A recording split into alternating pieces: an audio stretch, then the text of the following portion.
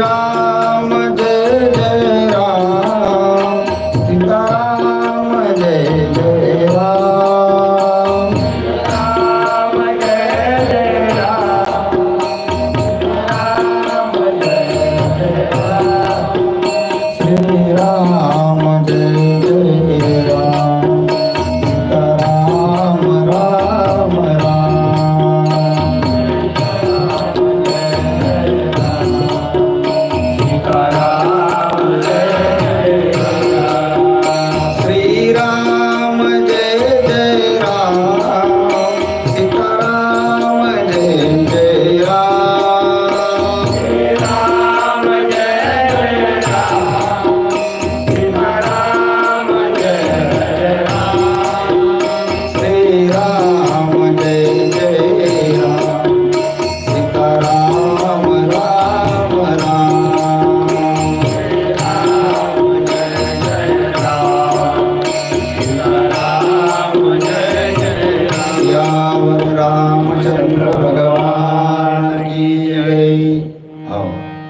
श्रीराम, लखन आणि जानकी यांनी त्या ठिकाणी वल्कल्य धारण केले.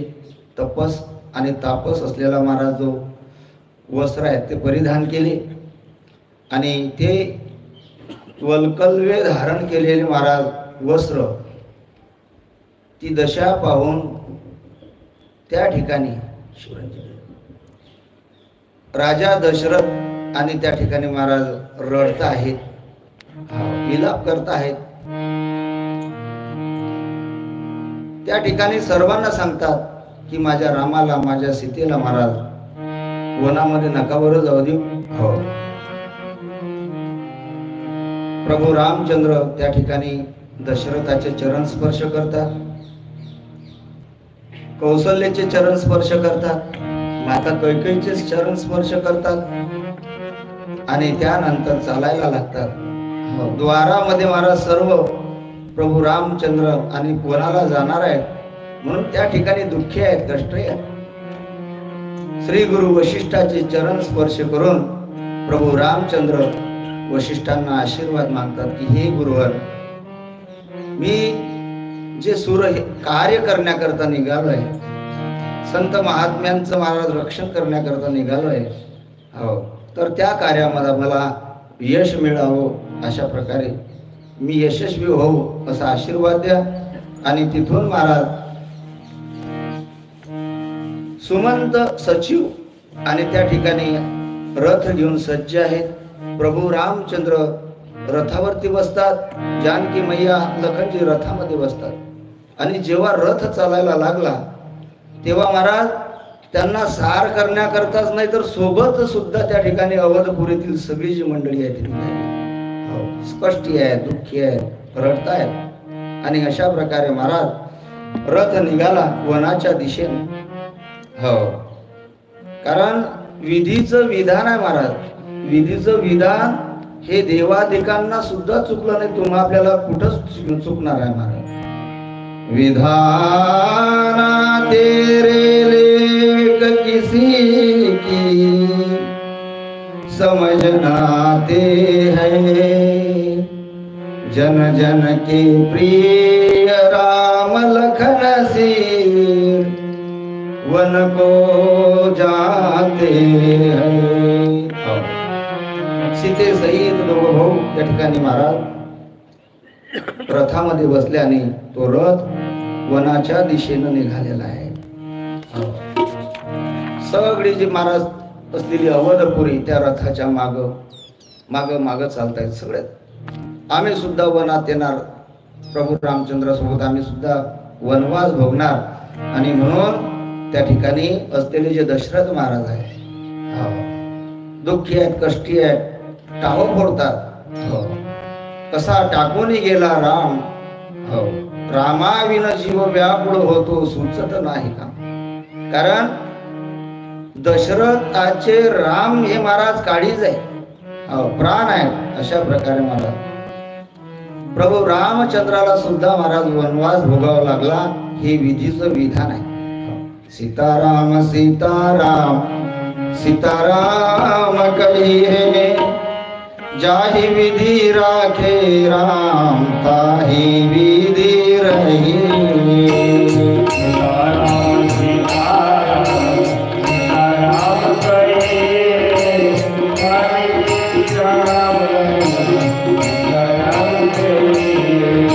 सीताराम सीताराम सीताराम कहिए, जाहि विधि राखे राम ताहि विधि रही।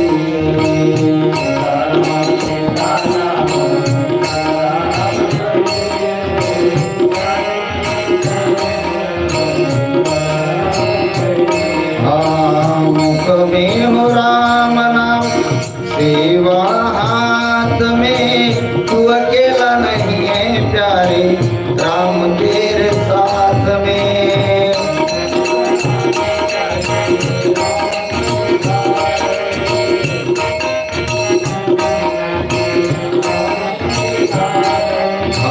विधि का विधान जाना लाभ सही, चाहे विधि राखे राम ताहि विधि रही। सीताराम सीताराम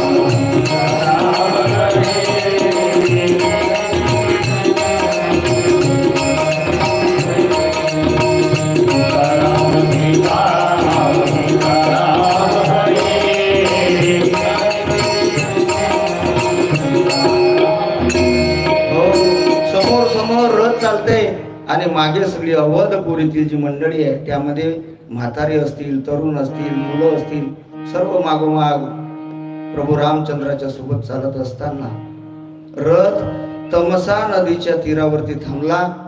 हो, आणि संध्याकाळ झालेली आहे. तमसा नदीच्या तीरावरती सगळी मंडळी आहे थकून भागून, कारण दुःख आहे. दुःखात कष्टात महाराज मनुष्याला खूप झोप लागते. आणि त्या ठिकाणी तमसा नदीच्या तीरावरती अवधपुरीतील सर्व जी मंडळी आहे, त्या ठिकाणी सर्वांनी रात्रभर आराम केला. आराम केल्यानंतर प्रभू रामचंद्र, लखनजी, माता जानकी त्या ठिकाणी रात्रभर बसलेले आहेत, गप्पा करतायत. त्या ठिकाणी विषय करतायत, पुढील कसं नियोजन करायचं आहे असा विचार करतायत. आणि त्यानंतर प्रेमवश झालेली जी प्रजा आहे, प्रेमवश झालेली जी प्रजा आहे सगळे झोपून गेले रात्री. आणि झोपल्यानंतर प्रभू रामचंद्र आणि सचिवाला सांगतात की हे पहा, सकाळी जर आपण उठलो ना तर यांना सांभाळता येणार नाही आपल्याला. जसे अवधपुरीतून हे आपल्या सोबत आले तसेच पुढे सुद्धा हे आल्याशिवाय राहणार नाही, यांना आपल्याला थांबवता येणार नाही. आणि म्हणून यांना इथंच ठेवायचं झोपीत. आणि झोपीमध्येच त्या ठिकाणी प्रभू रामचंद्र सचिवाला महाराज घेऊन आणि रथ तिथून निघाला. सकाळी झोपलेली जी प्रजा होती ती उठली.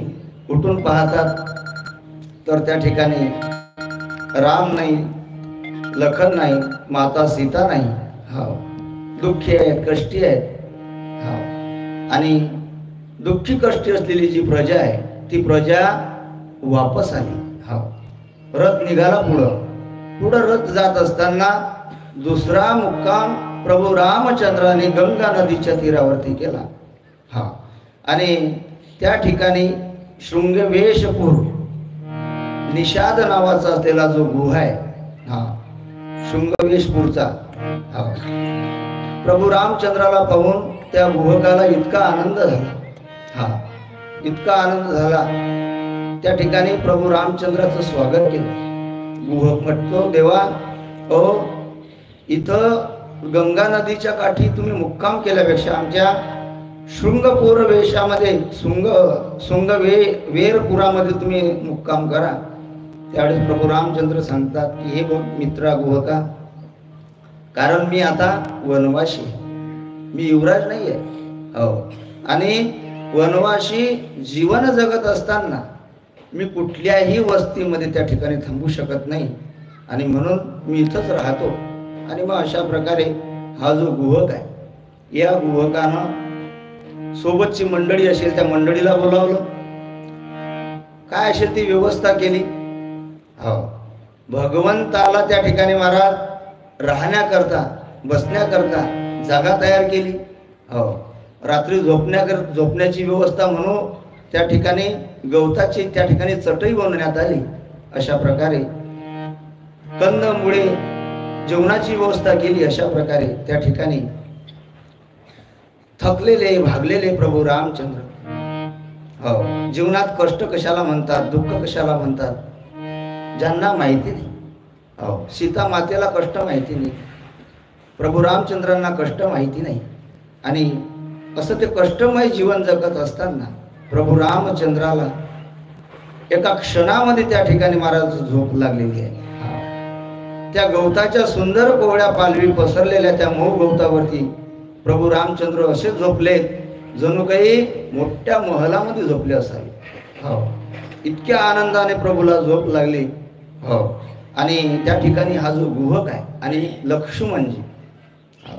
लक्ष्मणजी पहारा देण्याकरता बसले आणि लखांच्या सोबत त्या ठिकाणी गुहक हा येऊन बसलेला आहे. अशा प्रकारे दोघांमध्ये त्या ठिकाणी चर्चा होऊन राहिली. काय प्रभू रामचंद्र या ठिकाणी सुखानं आरामानं झोपले. कारण सुख आणि दुःख हे आपल्या मनाची भावना आहे महाराज. कारण सुख आणि दुःख हे मान्यतेवरती अवलंबून आहे. आपण मानलं तर सुख आहे आणि आपण मानलं तर दुःख आहे. अशा प्रकारे हो, काय सांगावं तुम्हाला, श्रीमंत व्यक्तीला झोपीच्या गोळ्या घेऊन सुद्धा महलामध्ये झोप नाही येत आणि गरीबाला दिवसभर कष्ट केल्यानंतर अंग टाकलं की लगेच झोपून लागून जाईल. कारण आपण सुखी आहोत, आपण दुःखी आहोत. हा आपला सगळा मनाचा कारभार आहे, मान्यतेचा कारभार आहे. आपण मानलं तर सुख आहे आणि आपण मानलं तर दुःख आहे. म्हणून माणसानं नेहमी हो, जैशी स्थिती आहे तैशा परी राहे, कौतुक तू पाहे संचिताचे. कारण जसं संचित आहे, जसं आपल्या संचितात लिहिलं आहे तसं आपलं प्रारब्ध. जसं संचित किंवा जसं प्रारब्ध तसे भोग आहे, असं आहे. म्हणजे त्या ठिकाणी महाराज वनवासामध्ये असून सुद्धा प्रभू रामचंद्र आनंदात आहे. आणि लखनजी त्या ठिकाणी निद्रा देवीला प्रसन्न करून घेतात. निद्रा देवीला प्रसन्न करून तिला सांगतात की हे निद्रा देवी, हो, 14 वर्ष मी प्रभू रामचंद्राच्या सोबत आहे, तेव्हा मला या 14 वर्षामध्ये झोप नको यायला पाहिजे. ही निद्रा अवस्था जी माझी आहे, ही अवस्था तू माझ्या पत्नीला उर्मिलेला दे. प्रभू रामचंद्र भगवान की जय. मिथिलीचा राजा असलेला जनक राजा, ज्या जानकीचा पिता आहे, अवधपुरीचा असलेला राजा दशरथ जानकीचा महाराज सासरा आहे. अशा प्रकारे अखिल कोट ब्रह्मांड नायक रामचंद्र ज्या जानकीचे पती आहे महाराज, ती जानकी मैया उशाला दगड घेऊन झोपलेली आहे महाराज. कारण कर्म आहे, कर्म कोणाला चुकलं नाही महाराज. कर्म देवाच्या बापाला सुद्धा चुकलं नाही. कर्मे श्रीराम वनवासा गेला, कर्मे रावण शैपावला, वियोग घडला सीता माई. अशा प्रकारे महाराज कर्म कुणाला चुकलं नाही बरं का. अगा कर्मे जे उरावे तीही सुख दुःखी फळावे, तया ते भोगावया यावे देहाते का. हो, कर्म केलेलं चुकत नाही महाराज, ते रिवर्स मारल्याशिवाय राहत नाही. अशा प्रकारे म्हणून माणसानं कर्म चांगलं केलं पाहिजे. आणि मग त्या ठिकाणी गुहक आणि लखनजी यांचा संवाद आहे. आणि त्या ठिकाणी महाराज लखनजी गुहकाला ज्ञानाच्या गोष्टी सांगत आहेत. रात्रभर दोघं झोपले नाही. त्या ठिकाणी सांगतात की हे गुहका, अरे भोग आहे, तो भोग कोणाला सुटला नाही. कारण संचितापासून भोग बनलेला आहे.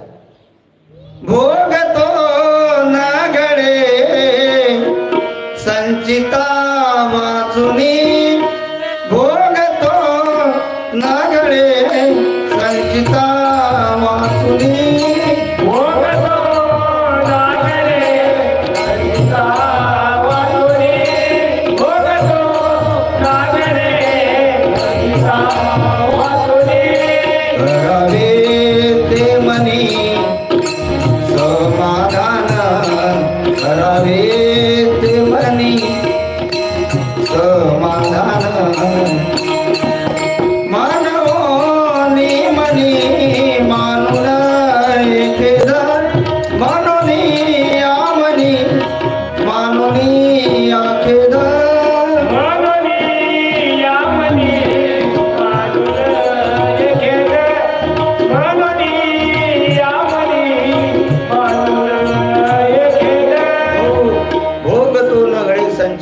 वाचून गुहकाला त्या ठिकाणी लखनजी उपदेश करतात की हे लखन, हा जगामध्ये दोन गोष्टी सत्य आहेत. नंबर 1 देव आणि नंबर 2 मरण. हो, कारण सत्य तू ईश्वरा. सत्यम परम धीमहि. या जगात सत्य काय असेल तर तो ईश्वर आहे, देव आहे. आणि या जगात सत्य काय असेल तर ते आहे मरण. आणि माणूस या दोन गोष्टीलाच मानत नाही महाराज, सगळ्या गोष्टीला मानतो. माणसाला महाराज संभ्रम आहे, माणसाच्या अंतःकरणात संशय आहे, देवाबद्दल संशय आहे, या जगात देव आहे की नाही आहे असा संशय आहे. हो, आणि मी मरणार हे कोणाच्या डोक्यातही नाही, ध्यानातही नाही. हा, लोकांना असं वाटतं मी अमरच आहे की काय. आणि या दोन गोष्टीला लोक विसरलेले आहेत. हा, काय महाराज प्रभू रामचंद्राच्या जीवनामध्ये त्याग आहे, किती वैराग्य आहे. किती वैराग्य आहे महाराज. आपला वैताग आहे, आपल्याला वैराग्य नाही येणार. हो, आपलं वैराग्य म्हणजे वैतागच आहे. एखादा मोडी विक्या जर महाराज जंगलामध्ये गेला ना, कंटाळतो मनुष्य संसार करून करून, इतका कंटाळतो. हो, तो मोडी विक्या म्हणतो देवा मरण दे रे, लवकर ये रे बाप्पा, यमा पुढे लपला असेल तर. हा, यम हजर झाला. आलो म्हणे बा, सांग काय म्हणतो, घेऊन जाऊ का तुले? नाही म्हणे, मी हे मोडीचं वज उचलून द्यासाठी बोलावलं तुले. हा, म्हणजे आपलं वैराग्य नाही महाराज, आपला वैताग आहे. आपल्या जीवनामध्ये वैताग आहे. गोरा कुंभाराचं जर आपण चरित्र पाहिलं महाराज, स्वतःच मूल रांगत आलं, रांगत येऊन पायाखाली तुडवलं गेलं. हा, काय भजन आहे, काय भक्ती आहे. हा, किती एकाग्रता आहे की स्वतःच मूल रांगत आलं पण पता नाही. तुझे रूप चित्ती राहो, मुखी तुझे नाम, देह प्रपंचाचा दास, सुखे करो काम, सुखे करो काम, तुझे रूप चित्ती राहो. कशी भक्ती आहे का आपली, की स्वतःच्या सासऱ्यानं म्हटलं मोठीचा सांभाळ करा, मोठीचा सांभाळ केला तसाच लहानीचा सुद्धा करा माझ्या मुलीचा. मग मोठीचा त्याग केला, लहानीचा सुद्धा त्याग केला. अशी एकाग्रता, असं वैराग्य आहे का महाराज आपल्याकडे मुळीच नाही आहे. अशा प्रकारे महाराज या ठिकाणी प्रभू रामचंद्राचं वैराग्य, कारण तरुणपणातील असलेलं जे वैराग्य आहे ते टिकाऊ असते.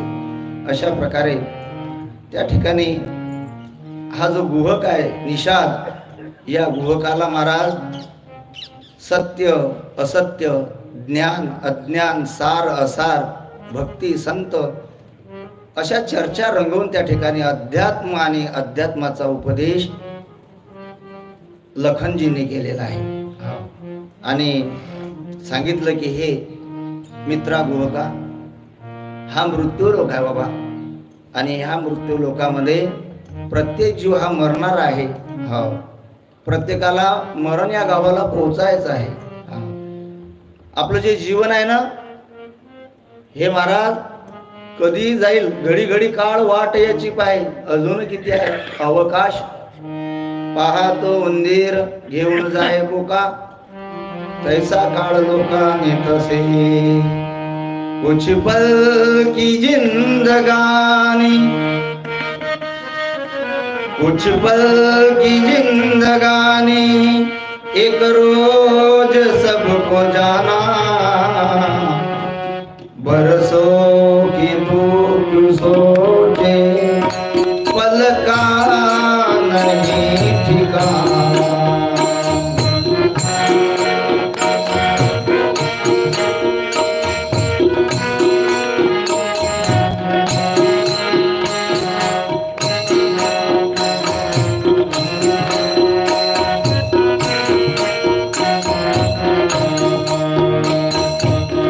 माणसाला हे कळत नाही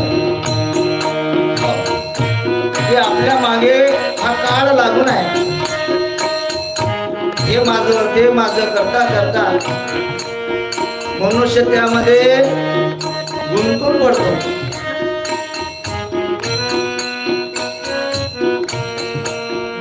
कोई नहीं है तेरा, तू करता मेरा मेरा,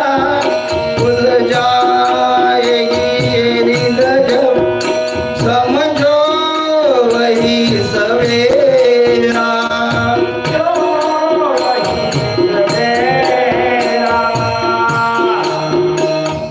भोर की किरण संग हरि का नाम प्यारा हर भोर की किरण संग प्रभु का भजन है गाना बरसों की तुम सोचे पल का नहीं ठिकाना।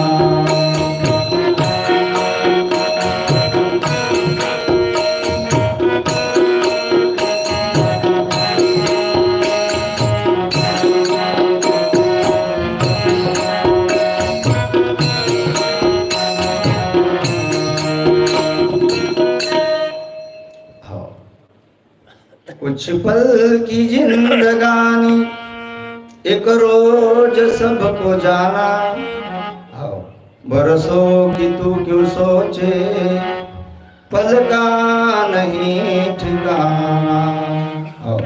रात्रभर त्या ठिकाणी गंगा नदीच्या तीरावरती प्रभू रामचंद्र जानकी लखनजी थांबलेले असून सकाळ झाली महाराज त्या ठिकाणी आणि त्या गुहकाला प्रभू रामचंद्रानं आदेश दिला। श्रीराम बोलिला उत्तर गुहका आणावी निगृध्य शिर वेगी बांधावा जटाभार। त्या ठिकाणी त्या गुहकाला सांगितलं की हे गुहक मित्रा निषादा वडाचा रुचिक आणि त्या निषादानं वडाचा रुचिक आणला आणि वडाचा रुचिक आणल्यानंतर सांगितलं की माझ्या केसांना तो रुचिक लाव। भगवंतानं आपले केस मोकळे केले लखनजीनं आपले केस मोकळे केले आणि जेव्हा त्या गुहकानं राम आणि लखन यांच्या केशांना तो महाराज रुचिक लावला त्यावेळेस सुमंत सचिव त्या ठिकाणी रडायला लागले। हो रामा हे काय करताय तुम्ही राजाचा आदेश आहे मला। काय आदेश आहे राजाचा की राम लखन सीतेला तू सोबत घेऊन जा आणि सोबत घेऊन गेल्यानंतर 2-4 दिवस त्या ठिकाणी वन दाखव गंगा नदीचं आणि त्या ठिकाणी महाराज गंगा नदीवरती घेऊन जा। गंगा नदीचं दर्शन केल्यानंतर त्यांना परत घेऊन ये। हे रामा मी राजाला काय सांगावं काय सांगू बरं मी त्यांना। अशा प्रकारे महाराज त्या ठिकाणी प्रभू रामचंद्र सांगतात सचिवाला हे सचिवा अरे प्रत्येकाच्या जीवनात दुःख आहे। राजा शिबी असेल दधीची रुची असतील राजा हरिश्चंद्र असेल यांनी महाराज त्या ठिकाणी धर्मासाठी अनंत कष्ट केलेले आहे आणि म्हणून या ठिकाणी महाराज जीवन जगणं एवढं सोपं नाही आहे। जिंदगी जीना इतना आसान नहीं होता बिना संघर्ष के कोई महान नहीं होता जब तक ना पड़े हथौड़ा का मार तब तक पत्थर भी भगवान नहीं होता। जिंदगी जीना इतका आसान नाही होता महाराज। हो पाथरानं झोडपे मारल्याशिवाय दगडाला सुद्धा देव पण येत नाही। मग माणसाला जर देव बनायचं असेल तर किती त्याला संघर्ष करावा लागणार आहे। अशा प्रकारे त्यावेळेस प्रभू रामचंद्र जानकीला म्हटले हे जानकी तुला परत जायचं असेल तर तू जा माझी तर इच्छा आहे तू जा आणि त्या ठिकाणी माता कौशल्याची राजा आणि दशरथाची सेवा कर। त्यावेळेस महाराज जानकी उत्तर देते प्रभू रामचंद्राला। काय उत्तर देते जानकी की नाथ ओ शरीराला सोडून सावली कधी दूर जात नाही ती शरीराच्या मागोमागच राहते। मी तुमची सावली बनेल। अशा प्रकारे महाराज त्या ठिकाणी करुण वातावरण आहे आणि त्या करुण वातावरणामध्ये हा जो सचिव आहे महाराज सचिव त्या ठिकाणी महाराज रडतो। सचिव रडायला लागला त्या ठिकाणी। देवा हो हे काय करता हो चला तुम्ही जर वापस नाही आलात ना तर त्या ठिकाणी राजा आपला प्राण सोडून देतील देह त्याग करतील ते प्राण त्याग करतील। अशा प्रकारे महाराज त्या ठिकाणी त्यांनी सांगितलं परंतु प्रभू रामचंद्र मानायला तयार नाही। प्रभू रामचंद्र मानायला तयार नाही। शेवटी प्रभू रामचंद्र त्या सुमंताला हात जोडतात। सुमंता बाबा तुला हात जोडतो पित्याची आज्ञा आहे, मातीची इच्छा आहे आणि मला ते पूर्ण करायची आहे. मला धर्म कार्य करायचं आहे. हा, अरे इतके निशाचर आहेत आणि ते निशाचर साधू संतांना त्रास देत आहे, यज्ञ मोडताय आणि सूर कार्य करण्याकरता अडथळा नको बनू बाबा, निघून जा इथून. अशा प्रकारे मग सचिव म्हटला, हो राजाला मी कुठल्या तोंडानं जाऊ, मी अवधपुरीमध्ये कुठल्या तोंडानं जाऊ, काय सांगू की मी सोडून दिलं प्रभू रामचंद्राला वनवासात. त्यावेळेस महाराज रडत रडत रडत त्या ठिकाणी सचिवानं घोडे आणि त्या रथाला जुंपले. ते घोडे सुद्धा रडायला लागले. प्रभू रामचंद्रांनी त्या घोड्यांच्या महाराज त्या ठिकाणी पाठीवरती हात फिरवला, कुरवडलं त्यांना. हा, कुरवडलं त्यांना. बोलायला लागले प्रभू रामचंद्र घोड्यांसोबत, बाबांनो, अरे बाबांनो तुम्ही जा. अशा प्रकारे पहा महाराज, कठीण प्रसंगामध्ये माऊली ज्ञानोबा सुद्धा बोलले, रेड्याशी बोलले. प्रभू आणि महाराज त्या ठिकाणी माऊली ज्ञानोबा रेड्याशी बोलले, नाथ महाराज कुत्र्याशी बोलले, हा, नाथ महाराज गाढवाशी बोलले, नामदेव महाराज कुत्र्यासोबत बोलले, राजा जड भरत आणि भरतजी महाराज हरणाशी बोलले. अशा प्रकारे महाराज त्या ठिकाणी सुमंताला वापस पाठवलं. परंतु त्या ठिकाणी घोड्यांचे सुद्धा पाय उठत नाहीये अवधपुरीमध्ये जाण्याकरता. हो, आणि तिथून मग प्रभू रामचंद्र आणि त्या निषादाला घेऊन पुढे निघाले. निषादा, मला पुढचा प्रवास करायचा आहे. तेव्हा निषाद म्हणतो, देवा ओ काही काळ मला तुमच्या सोबत येऊ द्या, मी तुमची सेवा करेल, तुमच्यासाठी मी रस्ता बनवेल, हो मला सोबत घ्या. आणि म्हणून तो गुहक निषाद प्रभू रामचंद्र सीता आणि रस्त्यानं निघाले लखन सहित. जात असताना पुढे जात असताना त्या ठिकाणी पुढे नाविक आहे, केवट नावाचा नाविक आहे. हा, आणि त्या नाविकाला आवाज दिला, नाविकाला आवाज दिला, ए नाविका. गुहकानं त्या निषादानं आवाज दिला, ए केवटा ये इकडे. हो, आणि प्रभू रामचंद्र आलेले आहेत आणि त्यांना गंगा नदी पार करायची आहे. तेव्हा तुझी होडी आहे ना, तुझी होडी इकडे घेऊन ये. त्यावेळेस केवट नाविक आहे हसायला लागला. केवट नाविक हसला. प्रभू रामचंद्रांना नुसता निहारू लागला, तो पाहू लागला त्यांच्याकडे. त्यावेळेस विचारलं गुहकानं, केवटा अरे विलंब का करतोय, आण तुझी होडी. केवट म्हणतो, महाराज होडी आणायला काही हरकत नाही, परंतु माझी एक इच्छा आहे. काय इच्छा आहे महाराज?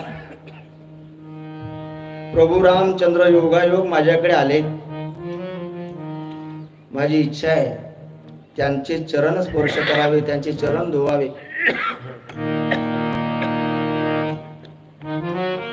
चरण धुवावे, हो, आणि मग नंतर मी माझ्या होडीमध्ये प्रभू रामचंद्रांना त्या ठिकाणी बसवे. काय हट्ट धरावं केवटानं की योगायोग प्रभू रामचंद्र देवदारी आल्यावर महाराज त्याचे जर पाय धुतल्याने गेले तर काय माझ्या जीवनाला अर्थ राहणार आहे. हा, प्रभू रामचंद्राचा अधिकार किती मोठा आहे. अवधपुरीचे राजकुमार आहे. पण केवट कोण आहे महाराज? एक क्षुल्लक आहे. त्यावेळेस लखनजी महाराज मोठमोठे डोळे करून पाहायला लागला त्या केवटाकडे.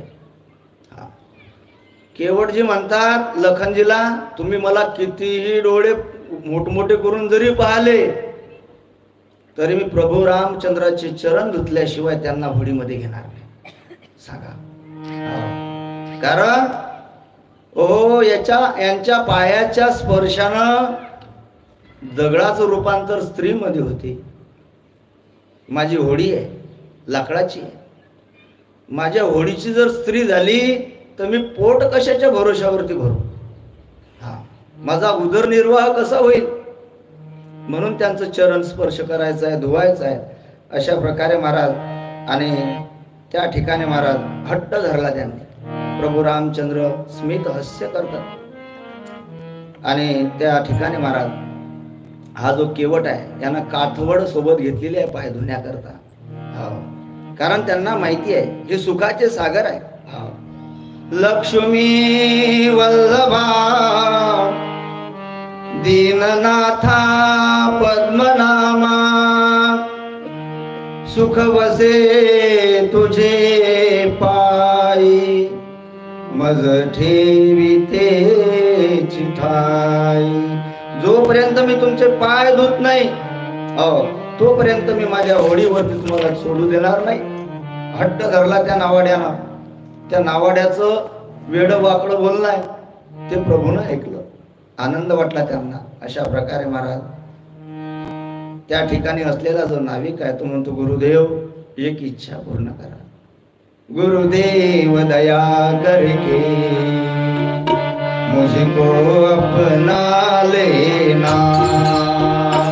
गुरुदेव दया करके मुझको अपना लेना. मैं शरण पड़ा चरणों में जगह देना. मैं शरण पड़ा तेरे चरणों में जगह देना. करुणा निधि नाम तेरा करुणा दिखलाओ तुम. करुणा निधि नाम तेरा करुणा दिखलाओ तुम. सोए हुए भाग्य को हे नाथ जगाओ तुम. सोए हुए भाग्य को ये नाथ जगाओ तुम. मेरी नाव भंवर डोली इसे पार लगा देना. गुरुदेव दया करके मुझको अपना लेना. मैं शरण पड़ा तेरे चरणों में जगा देना. सियावर रामचंद्र भगवान की जय. प्रभू रामचंद्र केवटाला म्हणतात केवटा तुझी इच्छा आहे ना पाय धुवायची चल धु पाय. आणि मग त्या ठिकाणी जो केवट आहे त्यानं आपली काथवड आणली. प्रभू रामचंद्राचे चरण स्पर्श करतोय धुतोय आनंदानं प्रेमानं भगवंताचे पाय धुवू लागले. जानकी मैया विचार करते की जे चरण भोलेनाथांना सुद्धा मिळत नाही महाराज. शिव सुद्धा ज्या चरणाची इच्छा करतात अपेक्षा करतात त्यांना जे मिळत नाही ते या ठिकाणी या केवटाला मिळते. कोणतं पुण्य केलं शिन या केवटानं. कारण मागील जर इतिहास पाहला महाराज त्या ठिकाणी तर पूर्वजन्मी हा जो केवट आहे हा क्षीरसागरातील कासव आहे. आणि हा कासव असताना यानं त्या ठिकाणी श्री विष्णूचे चरण स्पर्श करण्याचा प्रयत्न केला परंतु त्या ठिकाणी लखनजी हे शेष होते. आणि लखनजी शेष असून त्या शेषानं काय केलं होतं फुसकारा टाकला होता. फुसकारा कासव जवळ आला प्रभू रामचंद्राचं दर्शन घ्यायला आणि त्या ठिकाणी या शेषानं फुसकारा मारल्यामुळे त्या विषाच्या परिणामानं ते कासव त्या ठिकाणी घायल झालं. घायल होऊन मेलं. त्यावेळेस मरते समयी त्या कासवानं प्रतिज्ञा घेतली होती घेईन मी जन्म घेईन मी जन्म घेईन मी जन्म यासाठी देवा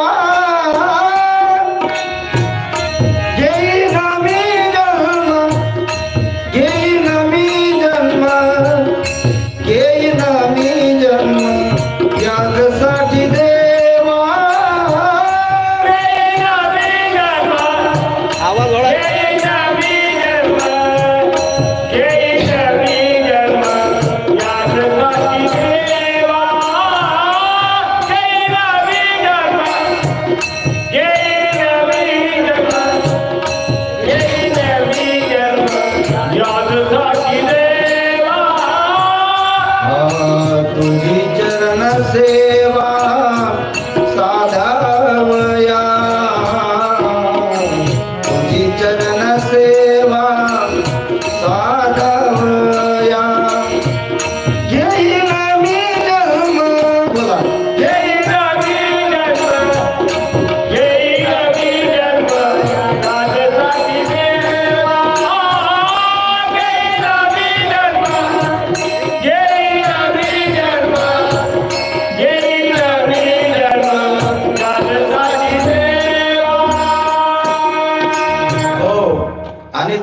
कासव आणि महाराज या ठिकाणी केवट म्हणून जन्माला आलेला आहे.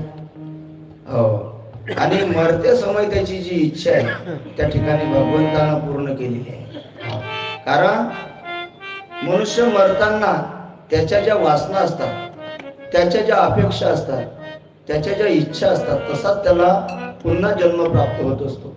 आपण भागवतामध्ये पाहिलंय की तो राजा असलेला जो जळ आपला भरत राजा, जळ भरत राजा हरणे गर्वा गेला, घाला तो घातला वासनेनं. अशा प्रकारे महाराज वासनेचा संग होय अंतकाळी तरी तपोबळी जन्म घेतील. कारण माणसाची मरते समय जशी वासना असेल, जशी इच्छा असेल, तसाच त्याला पुनर्जन्म मिळत असतो. म्हणून आपली इच्छा अपेक्षा वासना ही महाराज सात्विक असावी.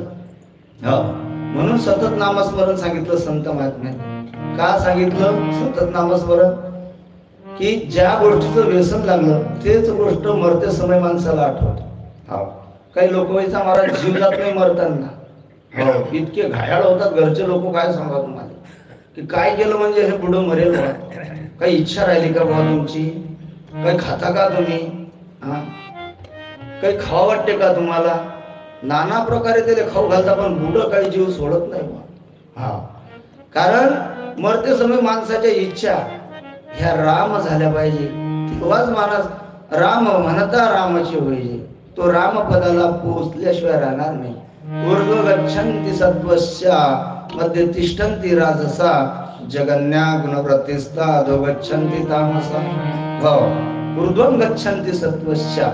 जे सात्विक लोक आहे ना ते ऊर्ध्व गतीला प्राप्त होतात.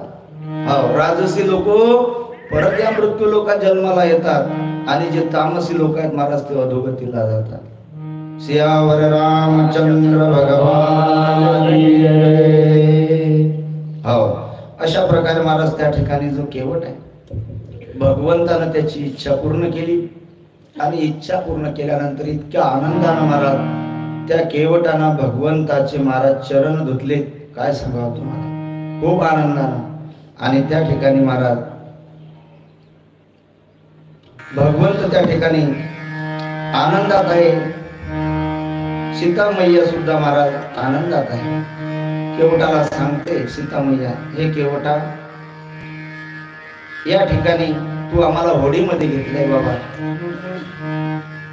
तुला काय द्यायचं आहे म्हणून काय द्यावं तुला. आणि म्हणून त्या ठिकाणी माता सीतेनं आपल्या हातातील बोटातील मुद्रिका काढली आणि मुद्रिका काढल्यानंतर केवटाच्या हाती दिली. केवटा हे घे बाबा, तू आम्हाला सोडून देत आहे ना, ही तुला दक्षिणा स्वरूपात घे. त्यावेळेस महाराज केवट म्हणतो, मैया मला ह्याची काही गरज नाही.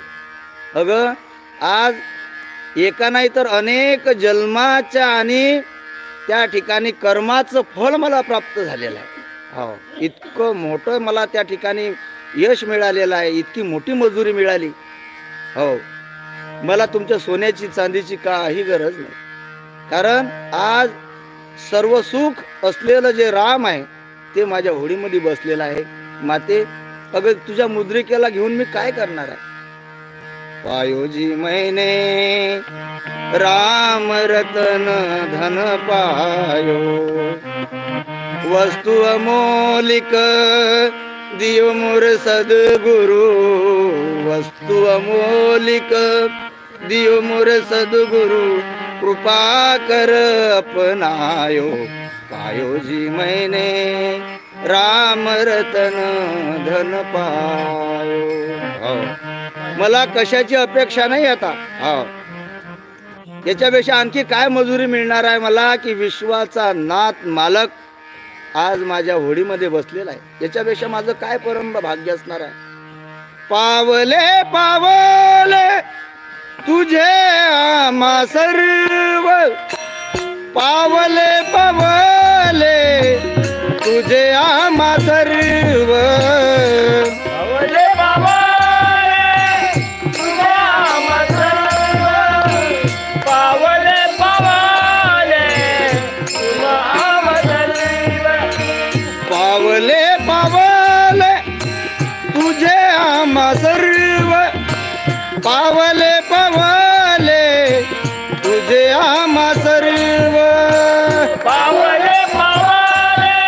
राम सर्व पावले पावले राम तुझा भाव नको देव, तुझा भाव नको देव, तुझा भाव नको देव, तुझा भाव नको देव.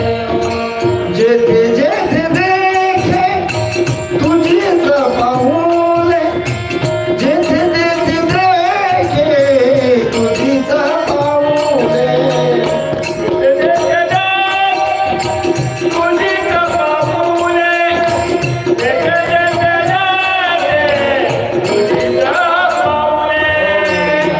पावले पावले तुझे आम्हा सर्व, तुझा भाव नको होऊ दे.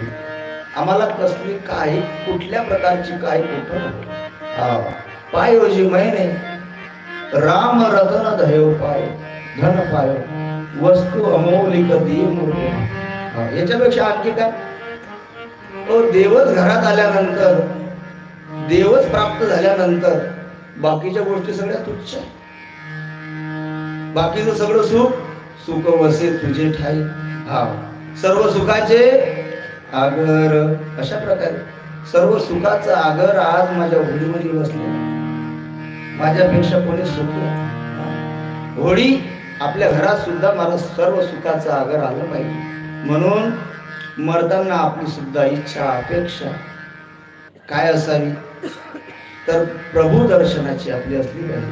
आणि म्हणून त्या ठिकाणी महाराज सांगितलं की हे माते मला काही नको, तुझी मुद्रिका सुद्धा नको. तुम्ही वनवासामध्ये जा आणि परत येताना करेल. अशा प्रकारे महाराज सीतामय्यानं अनेक प्रकारे आग्रह करून पाहला तरी पण त्या ठिकाणी केवळ मामायला तयार नाही. केवळ प्रभू रामचंद्राला म्हणतो देवा एक इच्छा आहे मला मागायची. काय इच्छा आहे महाराज? मागणी मागायची आहे, एक इच्छा आहे माझ्या मनात, पूर्ण कराल का? प्रभू रामचंद्र हसतात. माग केवटा. काय मागायचं? काय मागितलं महाराज केवटानं? केवट म्हणतो हे देवा ज्याप्रमाणे आज मी तुम्हाला माझ्या होळीमध्ये बसून गंगा पैल तीर करत आहे ना, त्याच प्रमाणे तुम्ही सुद्धा माझी जी नाव आहे ते पैल तीराला नाही जा बरं का. अशा प्रकारे मागणी मागितली. भगवान मेरी नैया